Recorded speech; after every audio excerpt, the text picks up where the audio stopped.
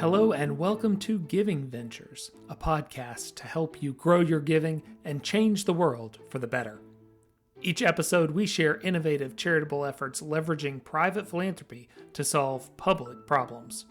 I'm your host, Peter Lipset, Vice President at Donors Trust.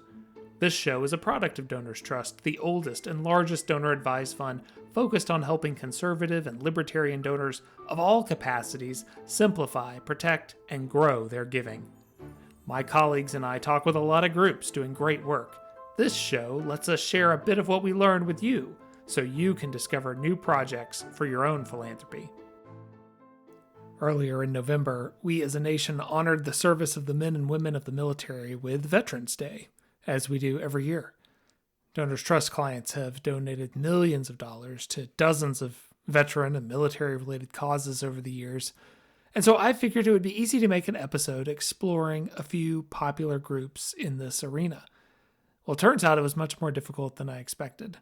I sought the advice of two military vets on our team, philanthropic advisor Lucas Dwelly, our controller Chris Renner, and they had lots of ideas. I talked to other people. They had lots of ideas. There are so many groups all doing different things, doing it at different angles in this community. Then I was sitting at a session at the Philanthropy Roundtable's annual meeting about supporting our vets, and Dan Goldenberg of the Call of Duty Foundation noted that there were more than 30,000 nonprofit organizations out there serving veterans and military personnel.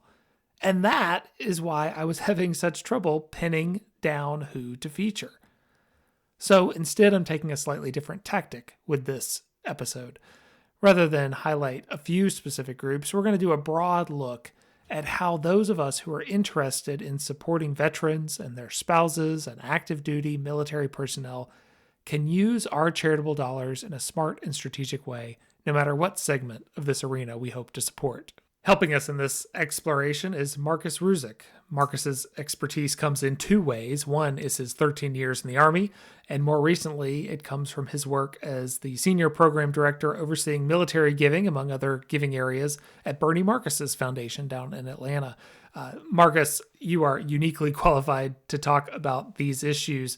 Before we get into the strategies around supporting veterans and the military, talk a little bit about your background with the military, and then how that puts you on the philanthropic side. Yeah, Peter, thanks for having me. I'm happy to do it and glad to spend the time together talking about this incredibly important subject. So, yes, I came into the Marcus Foundation right out of the Army. So the joke I tell people is I came right out of the Army. I literally couldn't spell philanthropy. But Bernie told me, hey, you're a bureaucrat. You probably don't even know it, but don't worry, we're going to retrain you. And, and so that's really how I got into this. The whole first year of working at Marcus Foundation was all about kind of learning Bernie, spending time with him, understanding his priorities, his focus areas, and really his values and the way that he approaches philanthropy, which we believe and know is quite unique. And he's an entrepreneurial philanthropist, and Bernie's all about identifying issues out there that resonate with him, and then getting his hands dirty to find solutions. What he said to me when I started with him early on was, I worked really hard for this money. I'm not going to just give it away. And every check that we send, we expect ROI. We expect significant return, and not in a financial sense, but from a sense of changing the world and saving people's lives and making people's lives better. So that's really what the first year was about, as I kind of learned philanthropy and I learned Bernie. And then he really said, overlay that on my experience and that of my comrades, and bring it to them. And if it's worth doing, if it's the right thing to do, then we're going to do it. And so we really got into the veteran nonprofit landscape really quickly. We started just making grants. We started finding issue areas across the landscape and investing in what we thought were some really smart solutions.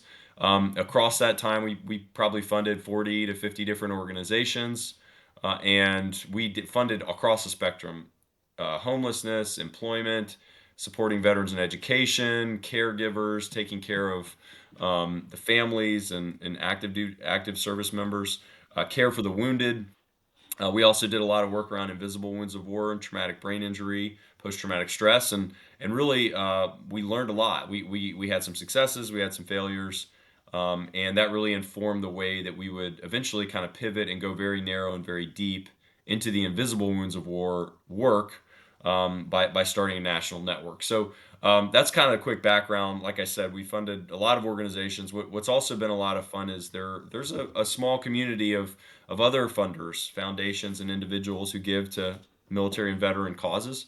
And I'm able to stay in touch with a lot of those folks. So while, like you mentioned, Dan Goldenberg earlier, the Call of Duty Endowment, which is very focused exclusively on veteran unemployment and getting veterans into high quality jobs. I've known Dan since I started this work, and while we don't fund in veteran employment today, I have a good understanding of the landscape because people like Dan are focused in that area, and I learned a lot from him over the years. So it's been a great journey, and there's a lot more to do. I mean, I referenced how Dan said the 30,000 plus military groups over there, which really got my head spinning. And you just rattled off a bunch of different categories. You talked about how you all focus more on invisible wounds, he's more employment. How do you sort these different areas of veteran support into different buckets? I mean, is there a good way people who are interested in this should be thinking about the different totems, the different pillars of veteran military support?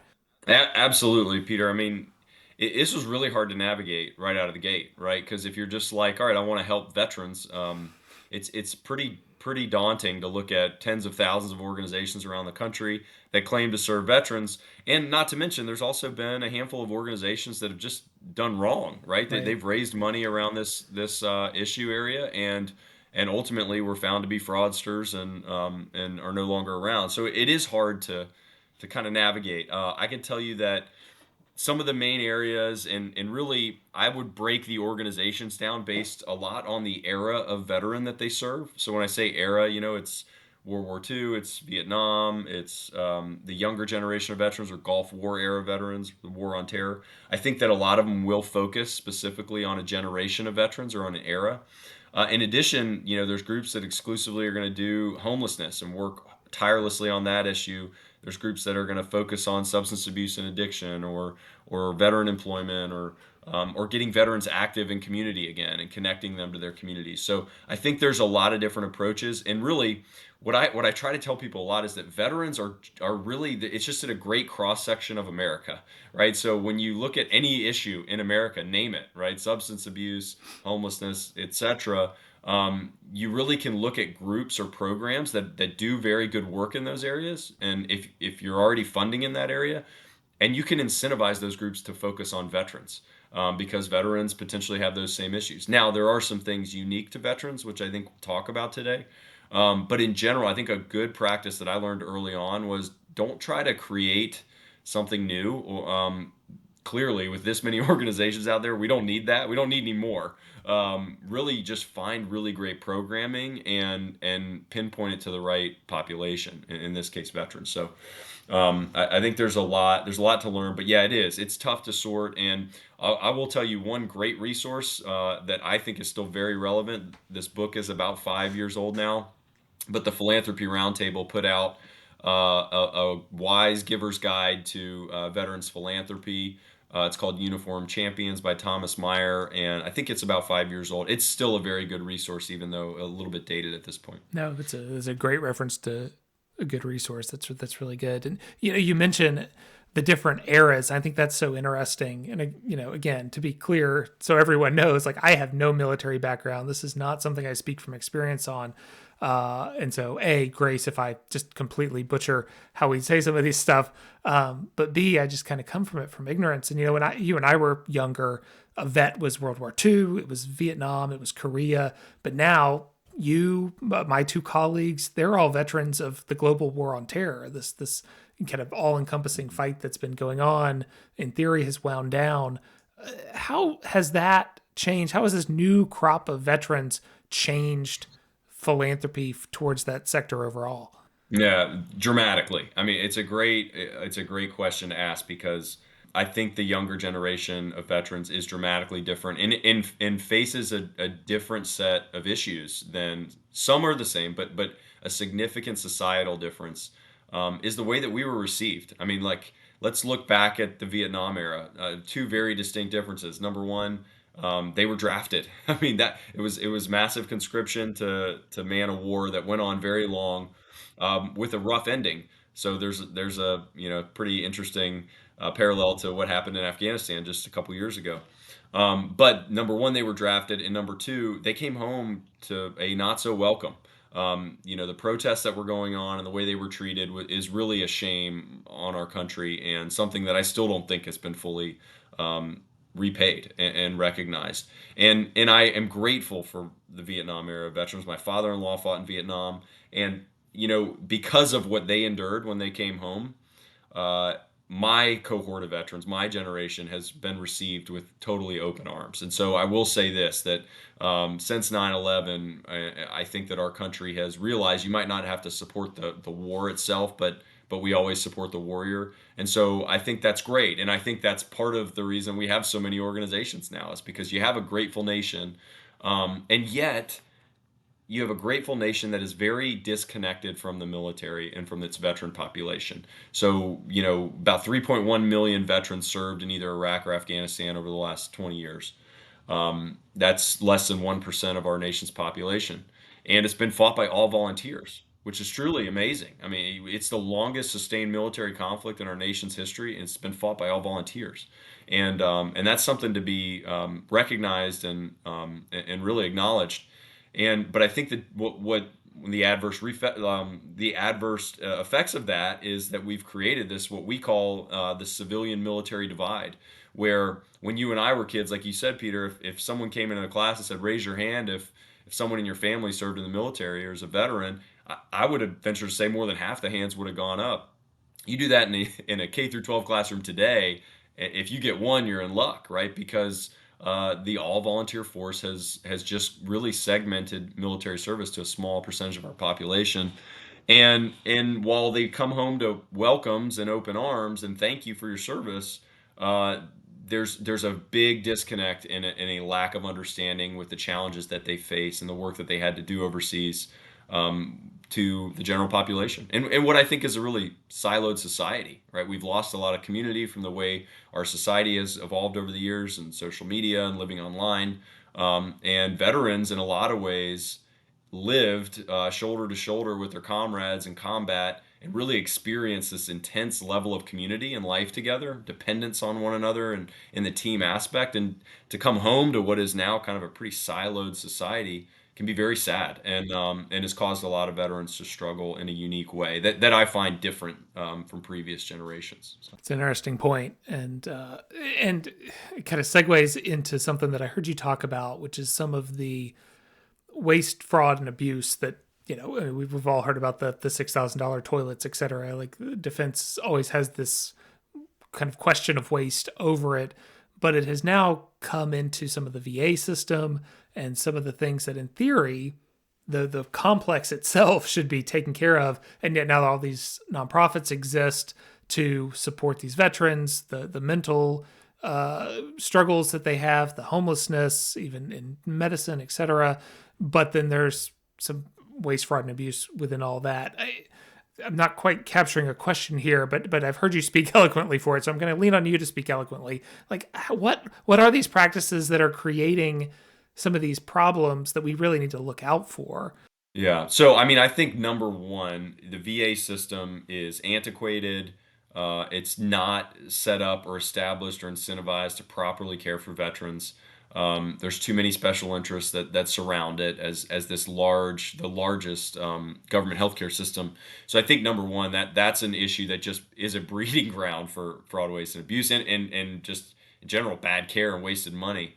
But what I'd like to spend some time on is specifically the veteran population and what I believe. Look, I'm a millennial, right? So I was a high school kid on 9/11. Went right into the army, and served my country and loved it. Thought I'd never get out, right? I really wanted to be a soldier forever. The millennial generation, we get a bit of a I think a appropriately given title of the entitlement generation on us, right? And that's not lost on our veterans. It's the millennial generation that fought the majority of the last 20 years of war, and what's happening today. I'll give you some numbers to in disability compensation so that you can compare it. So the World War II generation, approximately 11% of World War II veterans requested disability compensation, and the number of ailments, right? Whether that's brain injury and missing a limb, right, or whatever the ailment may be. 11% of World War II veterans requested disability compensation, but and the average was between one or two ailments. The Vietnam generation grew a little bit, 16% requested disability compensation with between three and four ailments. My generation of veterans is requesting disability compensation at 50, half of the veterans Whoa.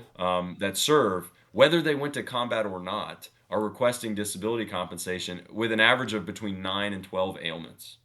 So you can see that not just advances in medicine that make our warriors more survivable on the battlefield can account for that big of a jump between the Vietnam era and today. And what you'll see, the number one requested ailment is tinnitus. It's ringing in the ear. The thing about tinnitus is there's no diagnostic test. They say, "Do your ears ring?" And you say yes, and then they give you 10% disability. Um, Similarly, and where I think one of the most gross negligence is happening in the VA disability system is post-traumatic stress. PTSD is diagnosed from the DSM. It's called the PCL-5, which is basically it's like 25 questions answered with or without a therapist. And if they're answered in a certain way and you're diagnosed with PTSD, you're labeled and you have that. And the fact of the matter is, if you have the answers to the test, the VA will pay you thousands of dollars every month for the rest of your life to have it. And so there's this perverse incentive for veterans to who maybe have it and want to get better, but there's a perverse incentive for them not to.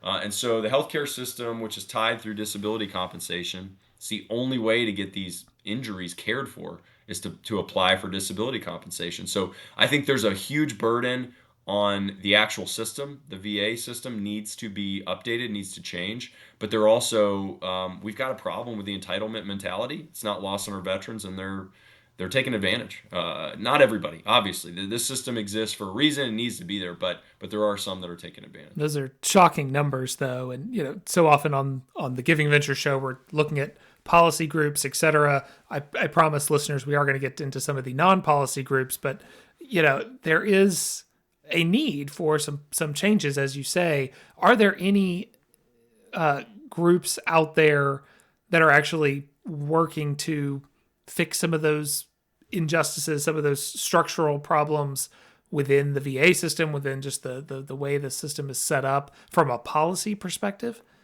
Yeah, there are. I'm glad you asked because it's kind of one of the pillars of the Marcus Foundation's veteran strategy going forward, is policy and advocacy. Because what a lot of people don't realize is veterans, issues in DC are kind of they're really different than a lot of things on the Hill, because we've watched the VA budget balloon 10 times from post 9/11, from 2001 and 2 to current day. I mean, we went from a 30-40 billion-dollar a year bureaucracy to over $300 billion is the VA's budget this year.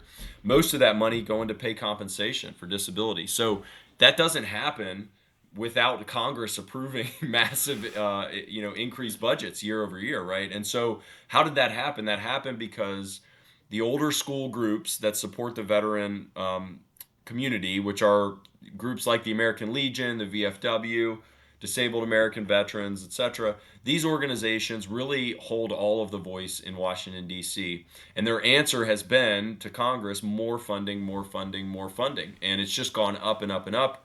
And at the same time, these groups have kind of helped the younger generation of veterans be more efficient at applying and navigating the bureaucracy. And so it would be really hard for any entity, any typical policy shop, to do some research and go into what is, already a very charged conversation where only veterans apparently have a voice, and go in there and try to start saying, no, we ought to do it differently, or look at it a different way. If I'm a candidate, and I'm not a veteran, and I want to, I want to write some legislation for bold VA reform to fix these problems. All that's going to be said of me is, "Oh, this guy's trying to take money out of veterans' pockets," right? And Right. that doesn't get you reelected, Nope. right? Nope. And so So to that end, I mean, it's going to take, to answer your question, it's going to take the veteran community to stand up in a big way, and make their voices heard, and actually kind of get out of our own way. I think that we're hurting ourselves in many ways by continuing to accept the handouts. And so, toward that effort, we've launched an organization called Mission Roll Call, which its mission is to do exactly this. To put the megaphone in front of veterans who are serious about how the VA needs to reform to best take care of those who need it. Like, everyone can agree that those who fought for our country deserve the best quality healthcare available, and I think everyone can agree that those who are injured deserve to be compensated for their injuries and cared for the rest of their life. And then on top of that, they most will agree, once educated, that our veteran population is not this wounded charity case walking around with its hand out. Our veterans are actually just great assets that we need to leverage throughout society, whether that's private industry, government service, nonprofit, name it. Our veterans serve at at a much higher level, and are very capable to continue to kind of bring our country up. And so we need to acknowledge that, empower that, and get behind it, and really just demand some change. So let's talk about some ways that people can really assess the right groups to support, and maybe on the flip side, groups that they should avoid. I mean, if groups come to them looking for support, or they hear about a group in the this arena helping active duty folks, helping veterans, how do you at Marcus Foundation, how do you kind of personally think about judging if a group is really doing its mission? Well, I think it starts number one with donor intent, right? So knowing exactly what the donor, what the funder is interested and want, and is passionate about getting involved in, because you can get distracted really quickly. I mean, there's so many good causes. So I think that being focused from the outset, knowing what your donor and what your funder wants to do. And that goes back to the different pillars we talked about earlier, right? If you care about employment, look just at employment groups. If you care about mental illness, look at the mental illness. If you care about spouses, look at spouses, right? Absolutely. I mean, look, there's some big brands out there that I think everybody will know. You've likely seen their commercials for $19 a month here and there. I think what's actually kind of upsetting about some of those things is they're painting this kind of mentality of a wounded veteran, and that the veteran population is broken and wounded. And I hope everybody understands that those narratives are not helping our veterans. It might seem like it might raise a lot of money, but the bottom line is we have a national security crisis on military recruiting right now. Nobody except the Marine Corps, none of the other services hit their recruiting goals, and some missed it by pretty egregious amounts, 25% in the case of the Army. We're at risk in the next several years of losing our all volunteer force. And so I think that I'm very confident that the way our veterans are perceived and the way that they're treated in service and transition has a direct correlation to our ability to recruit in this country. So I wanted to make that caveat. But in addition, I think that you should analyze these veterans groups no differently than you would scrutinize or analyze other nonprofits. Ultimately, they come to the same end. Just because a veteran's running it or a veteran is not running it doesn't give it a seal of approval. And I think that's what's really important is you got to look for the ROI. You've got to set anticipated outcomes and benchmarks, and ensure that your funding, when you make grants to these groups, are prioritized in that manner, and demand results. So we don't, at the Marcus Foundation, we don't necessarily look at it very differently than we would the way we scrutinize other nonprofits, but we also know that the mission that we're setting out to accomplish. And so we've had some great successes. Like I said, we've had some failures. I'd be happy to share some of those groups with you. Yeah, please do. Talk to us about some of the specific groups that you've seen, and maybe across some of these different categories that folks may want to turn to if they're really looking for somebody who's helping in an optimistic way, as you kind of describe it. Oh, great. So, I mean, I will tell you, our focus being on invisible wounds of war, specifically, just innovative and new treatments for traumatic brain injury, clinical treatments. We've launched over 7 clinics nationally now, with a couple more to come. The organization that runs this effort is called the Avalon Action Alliance. And Avalon it's the culmination of what Bernie's philanthropy and veterans has really kind of spearheaded and come to. We funded some things in different lanes on post traumatic growth through Boulder Crest Foundation, which is an excellent organization, and we're still partnered with in a big way. We also funded through the Shepherd Center here in Atlanta a TBI clinic, and really what we saw is the three biggest needs that are driving the veteran suicide epidemic were major depression, substance abuse and addiction, and miss or undiagnosed traumatic brain injuries. And so Bernie made this decision several years ago that we wanted to kind of stop doing all the other veteran care we were doing and go very narrow and deep in this problem. This is the core issue. It's what resonated mostly with him and that he wanted to have an impact in. And so we brought that all under one roof, under Avalon. And we've got now 12 different post-traumatic growth programs across the country, 7 TBI clinics, and a couple of pretty impactful substance abuse and addiction partners. Warriors Heart is the organization in Texas. They also just opened another program in Virginia. So these are all excellent. I also want to name a couple of other organizations. We talked about the civilian military divide, and I think there are a few organizations that are doing great work to bridge that divide and bring veterans together with others in their community. Team Rubicon is one of those. Many folks have likely heard of them. They're kind of mobilizing the veteran population to serve during disasters in response to disasters, and they've done a great job of doing so. The mission continues, similar to Team Rubicon does a same mission, except not around disasters. They do it more in regular, steady, ongoing community service. So they kind of mobilize the veteran population in a given city and get them together. It helps them with camaraderie and connectedness, and it also ties them directly to their community. And then a third that helps is Team Red, White, and Blue. Team Red, White, and Blue we've been supporting for many years. They're an organization that's focused on enriching veterans' lives through physical and social well-being. So they provide opportunities for veterans to get active again, plug into community, and do a lot of great things. So those are the core areas that we're focused in. The only thing in addition I'll add is we've already mentioned Call of Duty endowment, but if you're interested in veteran employment and getting veterans to work, which has so many positive implications in their life, is a good job and a good career.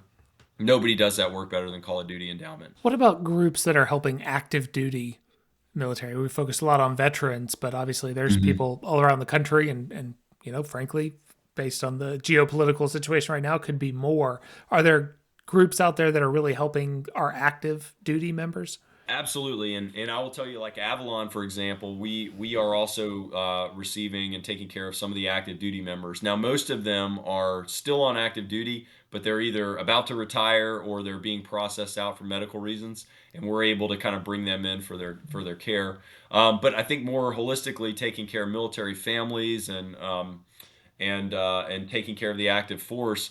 Really, nobody's better than the brand everybody knows, in my opinion, which is the USO. The USO does a great job. A lot of people hear that and they think Bob Hope and they think concerts for service members overseas, and that's true. They still do all that. They provide an incredible amount of kind of morale, welfare, and support to those veterans, but they also do a whole lot more in supporting the active duty force. And what you'll see is a lot of organizations that support veterans are providing the same thing for active duty service members.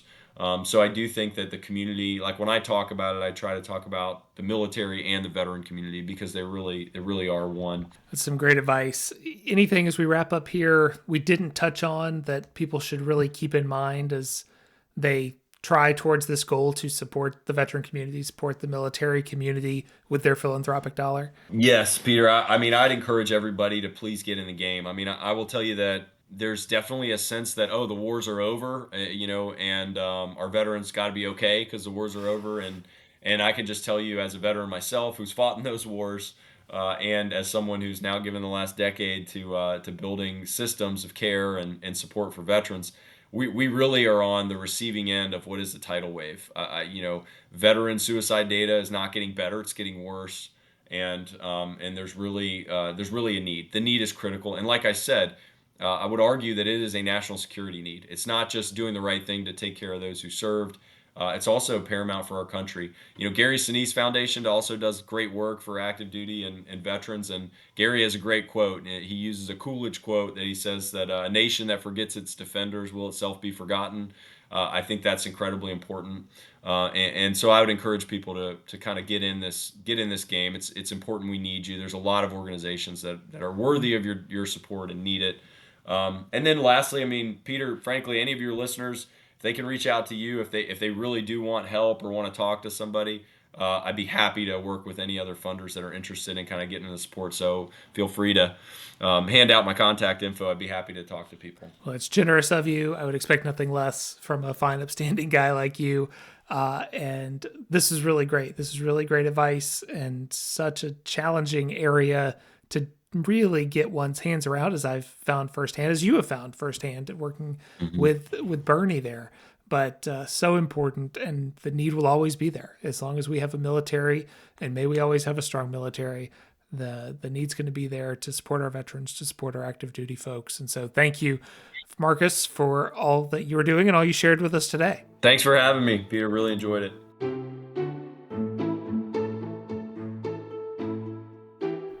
I'm grateful for all the funders out there attempting to navigate this expansive and complex world of support for our veteran and our active duty military population.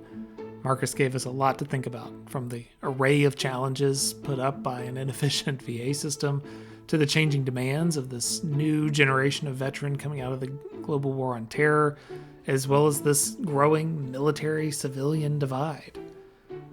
In the show notes, we'll include links to the various groups that Marcus mentioned. You can find that on the Donors Trust website, donorstrust.org. And we, and of course, Marcus, as he offered, are happy to talk further about giving in this special arena. This episode is coming out immediately after Thanksgiving. It's actually dropping on Giving Tuesday. In fact, you're probably bombarded with requests for philanthropic support today. And it is that time when many people are paying a bit more attention to their charitable giving. If you are not already working with us at Donors Trust, we would love to have a conversation on how we can offer a way to simplify your giving, maximize your tax benefits, and generally be a principled partner for your philanthropy. Visit us again at donorstrust.org and reach out to us there or at tellmemore@donorstrust.org. I am personally thankful for all of you for listening to the Giving Ventures podcast. Few things give me greater joy than hearing from you about the gifts you've made as a result of groups that you heard about on this show, or maybe just letting me know that you got some optimism knowing that there are good groups working in all of these different spaces. I'm always happy to hear from you. I would love to hear from you. You can email me directly at plipsett, that's PLIPSETT, at donorstrust.org, and I would welcome your feedback and your thoughts. Well, thank you, as always, for listening. Thank you for being a giver, and let's talk more soon.